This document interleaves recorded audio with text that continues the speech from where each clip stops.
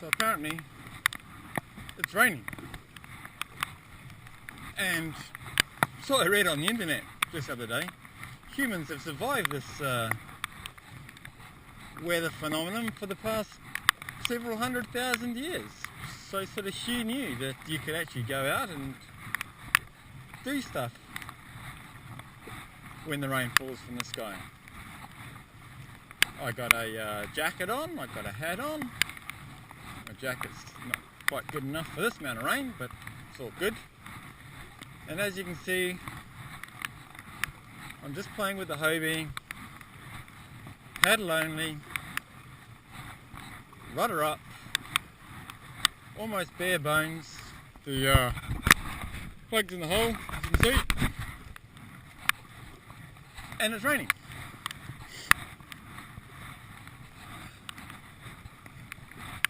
Why am I out here in the rain, you might want to ask? Well, it's because it's a day off and I can get out here in the rain, and B, we wanted to keep the rental business going and the tour business going through the winter time, but trying to set it up as a bit more a self-service option. So doing away with the Mirage Drive, which does take a little explaining for some people, try and get their head around how it works and how it clips in. It's fantastic if you're an owner, it takes about 10 minutes to learn, and pretty quickly you get the hang of it. But if you just want to pop out for an hour or two in Sooke or anywhere, it's just easier to use it as a sit on top kayak. So this is what I'm doing today, sitting in the rain, bit of an upper body workout for a change. Still love it a bit.